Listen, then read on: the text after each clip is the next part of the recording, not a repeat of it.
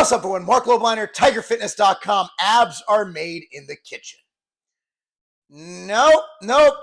Maybe testicles are made in the kitchen when Liver King's making up his little raw testicle mixture. But other than that, abs are not made in the kitchen. Abs might help reveal your abs in the kitchen, but literally everyone has abs. We don't need to make abs. We need to make them show. So I'm going to in this video some fallacies. I'm going to go over how to train your abs, what rep scheme, what set scheme, how many times per week. And, I'm going to just kind of give you a guideline to how to maximize your ab training. Now, many people don't train abs. Many people who do very compound movements, compound lifts, let's say people do a lot of overhead pressing, a lot of deadlifting, a lot of things like that. They're going to really activate their core. So a lot of times our athletes, rather than wasting time on doing weighted sit-ups, we're going to spend more time doing those compound movements. And if we're going to spend time doing abdominals, we're going to work rotational, because if you think about every sport, from baseball to golf to football to boxing, it's all in that transfer of force from your feet to your upper body. Whether you're hitting someone in football, you hit them from your feet up, boom. Okay, hitting a baseball, boom, you twist the hips. So I'm going to work on rotational. That's for athletes, right? But let's say you're just a guy like me, you're a dad bod, and you want to have some nice abs. So when you go to the cookout, at your friend Bob's house, and Bob's grilling up the burgers, Bob's got an apron on, and he's got a big old gut sticking out. You take off your shirt, and Bob's wife wants to have sex with you. I think that's where all of us stand at my age at this point. So, I have no plans on competing anymore. I don't know if you guys follow me on Instagram, but I'm not saying I never will, but at this point, I just want to be healthy. I want to be fit, and I want to be able to play with my kids. And I think I've been able to do that and compete. And that's probably why I'm not the greatest competitor, because I prioritize my lifestyle over the stage. And that's when it's okay, I've competed as a pro, and, I've got a pro card. Obviously you need that to compete as a pro. What more am I going to do? Try to get top 10? That's a horrible mindset. I hope I only lose to 9 people today. What? So, yeah, that's where I'm at. So I'm thinking y'all, man. Most of the people who watch this channel, who watch who watch any of my social media, very few people compete, at least who follow the advice. A lot of my friends watch it. But this works for competitors as well. It works for anybody looking to get abs. The outright bar was created for my kids. My kids need a snack to eat during soccer tournaments. And also I wanted a bar for myself to eat pre-workout, post-workout, and also throughout the day. You want your outright bars right now. That's why we have a partnership going with the Vitamin Shop to make sure that we're in all 750 plus locations, providing the best price, the best service, the best people to give you the outright bar when and where you need it. Okay, number one is that ab training will not make your waist smaller. Your waist is bone structure. You're not going to crunch your way into a smaller waist. However, if you're leaner, you have less fat, it'll obviously be smaller. But if you build muscle, it'll make it a little bit thicker. And that's not a bad thing. And I'll explain that in a second. Because abdominals, if you're lean, I've never seen anybody destroy their physique by having too thick of abs. In fact, I've seen the opposite, where people can get really, really lean and you barely see their abs because they just don't have much muscle there. And that's what we're going to address there. A lot of the times, the people who don't have much, I've never seen a power lifter who lifts heavy squats, heavy deadlifts, and sometimes heavy overhead press with underdeveloped ab muscles. When they lose weight, they might have a thicker waist, usually genetic. A lot of these guys just have thicker waists, not necessarily from ab training, but generally they're just, genetically have thicker waist. That's why they went into powerlifting. They have those joints that sustain all the weight that they put on their back. I put all the weight on my back. I'm like, oh, my tiny waist. It's one of the things that got me great in bodybuilding, really hindered me in sports and in powerlifting, in football. That's the reason my knees gave out. I have very small joints. I have girl wrists, dude. I can literally fit into my wife's watches. And that's the thing. When you're taking a penis pic for someone on Instagram, in the DMs, always wear a woman's watch, because relatively speaking, they'll think it's a men's watch. Your junk will look much bigger. Not that I've done that once or twice or 3 times, but I'm sending it to my wife. So why would I do that? She already knows the truth. She's seen it 3 times with 3 kids. And that's about the only times we've ever done it. So, we're very functional in our sex. But speaking of abs, functional abs, back to the topic. So, I mean, if you look at abdominal training, I've never seen a powerlifter with undeveloped abs. I've never seen it. If you've seen it, comment down below. I've never seen it. I've never seen a powerlifter who's like, man, woo, I lost all this weight and my abs won't show because I don't have any. No, it's usually they don't have the willpower to get lean enough to show abs, which normally is around 12% body fat for many men. 12%, you're going to see some abs. Some people like, Ronnie Coleman was 1%. But no, he wasn't. Ronnie Coleman was like 6%, maybe 7%. He was just really big and had a lot of muscle. And if he was 1%, he'd be dead. Like Ronnie Coleman would not exist right now. He would have died. You need more than 1% to live. Sorry to hear that. But all the guys you think are like 4%, they're usually 7 or 8%. It's a lie. It's a body fat lie. But let's get beside that. So when you build abs, you're building thicker torso. It just is what it is. Now, abdominals are harder to grow for most. They don't have hypertrophy like quads or like chest. Well, except for some people have bad genetics for quads and chest. But, they're the kind of muscle that they grow slower and good. But we can still build them. And that's a good thing. So if you're looking to build abs, look, there's no special technique. There's no 8-minute abs.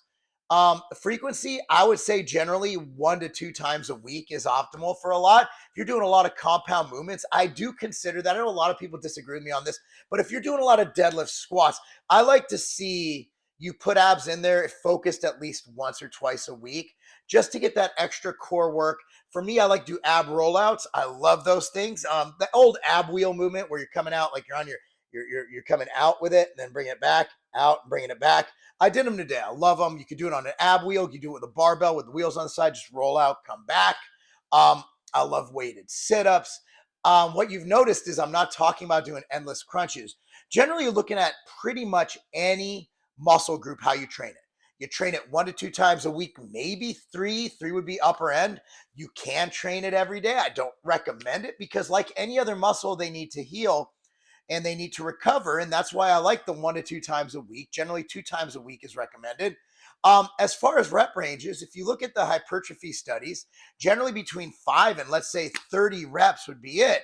But the key is to train it like any other muscle group where you're paying attention to how many reps you have in the tank. Basically, so if you're doing a bench press and you want to gain muscle, are you going to be doing 50 reps with just the bar? No, you're going to be putting 45 on the bar. If you get 12 reps too easy, you're going to put 45 and a 25 on each side. And then if you get 10 reps and you want to do 12, you're like, cool, I'm there. I can get 10 reps. And, I want to get 12. Now I need to work harder so I get those 12 reps. So when I look at ab training, I want something that's going to challenge me. Ab rollouts, I don't need any weight. I can only do like 8 of them. They're very difficult for me. I have a lot of weight in my torso. Maybe I don't have the strongest abs due to my surgeries I've had on my abdominals. But generally speaking, that's it. Decline sit-ups with a weight across your chest if you can handle it. Perfect form. Full range of motion. I want to see people go all the way down, get that extension, all the way up, right to where your body loses that tension. When you come up, you can just sit like this. You have no tension. So right where your body's like, all right, I'm good. Okay, I got that tension. It's the full tension. If I go higher, I lose the tension because a lot of these are weighted. Ab machines are great too. Hammer strength makes it good when you come down, boom, hit it, come up, extend all the way, come down, boom, hit it, come down, get a good contraction, get a good squeeze. I love planks. Ab training does help to achieve more endurance to your abdominal muscles, which might be beneficial for a lot of people. A lot of people get ab cramps when they run or when they train or when they do activity. So if you're one of those people, ab training can help mitigate that. I noticed that when I start training hard, when I do abs, I will cramp if I do them more often in my lower ab. When I'm prepping, I do that a lot. My electrolytes are all off where I'll be taking a shit and like, oh, then you're trying to stretch out while not like getting poop on yourself. And it's always an interesting process to go through. So I'm sending out a newsletter multiple times a week or even every day. It's going to have deals. It's going to have articles. It's going to have exclusive stuff from me. The algorithm has not been good to me on YouTube, on Instagram. I don't know why. Maybe it's something I said. But anyway, go to marclobliner.com. It pops up. Put your email in there. That's all you have to do. You get all that stuff for free. But to surmise this, a diet. Let's get into diet. So what is diet? Why is diet important for abs? Well, everybody has abs. Literally everybody has abs. Everybody. So for those of you who have developed abs, which most of us do have abs developed enough to see, you're just going to have to get leaner. Now, the reason building abs or training abs like any other muscle, if I have no arms, right? If I have none of this and I lose weight, you know that guy David Hogg, that anti-gun guy? I think it's David Hogg on Twitter. He survived. He was at the Parkland the shootings. I'm not again, this isn't a political thing, but the one thing I noticed about that guy every time I see him is his arms are this big, right? So he's extremely lean, extremely lean. But all you see is nothing. You don't see any definition. You don't see anything because he has no muscle to speak of. Absolutely no muscle tissue in that arm. Yet, you look at someone like, let's say, Big Ramy or Nick Walker or any bodybuilder, even on the amateur level with any muscle, when they lean out, you see, boom, you see stuff. Or even when they're fat, you still see it because there's muscle. So you can still see this. You can still see the little the little separation here, right? You can see all that stuff. Even when you're not, like, I'm not in contest shape, you can still see the definition and stuff. Why? Because I have muscle. So the more muscle you have, the more it'll show regardless of body fat. So instead of having to get down to 8 to 9% to have your abs show, you be a little more lax with your diet. You can enjoy a little more cheesecake and ice cream, and you'll still have your abs show. So the benefit to training abs is that you can have a weekend where you go out, you have fun with the boys, you gain a couple percent body fat, and you're on the beach. Your abs are still showing, even though you've gained 5 pounds of pure fat. But because your body fat is still within that 10 to 12 range, or even 13, 14, I've seen dudes who have such good abs. Look at Eddie Hall. You can see his abs, and I would guess he was at 18 to 20% body fat. Why? Eddie Hall is the greatest deadlifter of my time, I think. 1,000-pound deadlift. So at the end of the day, you can see his abs even when he's what I would consider fat. I wouldn't be able to see my abs at 20%, right? But he is, because his abs are so gorgeous. Now, and then when you lose weight and you have thicker abs, I'm trying to think, was it Gustavo Bedell, the bodybuilder in the early 2000s? I remember, was it Gustavo? It wasn't Gustavo. I'm blanking. But dude, this guy's abs, like, you could grab it. Like right now, my abs, this guy's abs were so chiseled, you could like grab each one of them. So it gives it that beautiful, picturesque abdominal look. It just builds the abs. It's not gonna necessarily make you look bigger in shirts. You're not gonna look bloated. That's another issue. I already did a video on why bodybuilders have big stomachs. That was a shorts I did a week ago. But it's gonna give you a better define. So I do recommend you train abs. Look, do you have to if you do powerlifting movements? You don't have to. You don't have to. But there's no problem with doing them. What do I recommend for ab training? I'm a little bit different because I'm more of an athletic movement kind of guy, and I like the endurance factor. So I want to see you train it like every other muscle group. So let's say you go in, let's say you do 3 sets of 5 to 10 ab rollouts, and then do an extent, and then do another movement, which is more endurance based. So do side planks, 2 sets each side for 30 seconds. So you do that endurance movement. Then the next workout, maybe you do decline sit-ups, weighted. You have a 45-pound plate.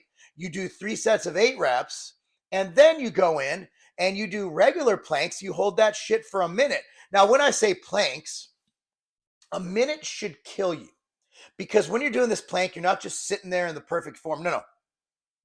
I want you to squeeze your abs like you're taking a dump, like you're pushing one out. I want you to squeeze them like you're pushing one out, flex them. And I want you to hold your butt cheeks so tight, like you're trying to hold in a fart in science class. That's what I want to see from you. Anyway, abs are built, not necessarily in the kitchen. They're built in the gym, but you etch them out, you display them. They help get displayed in the kitchen. And there are supplements to help. If you are losing fat, you hold fat in your abdominals more. Yohimbine HCl, I did a full video on that. Yohimbine will help to liberate fat from areas with more of the alpha receptors. And that's the receptors that, well, basically in trouble areas are most predominant. So if you're in a caloric deficit and you're trying to lose fat, It's not going to make you lose more fat per se, but it'll help liberate fat. As you're losing fat, it'll release the fat from those areas, so to speak. Based on the studies, I interpret it as such. You might disagree, and that's fine. And you can stack with MTS Nutrition Drop Factor. I'll link that down below if you just want a little bit of help. But at the end of the day, nothing works unless you do. So I sell supplements for a living, but I also, if supplements work that good, I wouldn't have been at the gym this morning busting my ass. Nothing works unless you do. What we provide simply helps you get to the end goal a little bit faster, a little bit more efficient, or maybe a little bit better. Anyway, guys, thank you for watching. As for your supplements, go to tigerfitness.com. That's my website. That's how I pay my bills. That's how my employees pay their bills. And I really appreciate you guys watching. Thank you so much. That's not a game.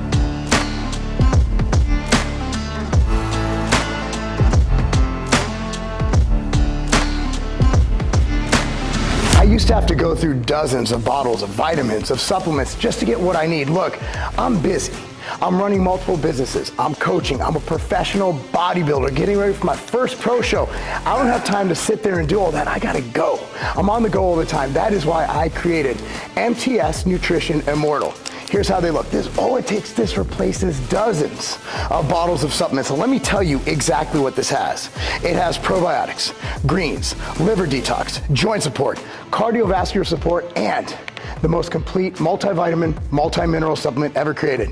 If you have a busy life or you simply want more time to do the things you love and be able to travel by just taking one simple little pack with you, Immortal's for you.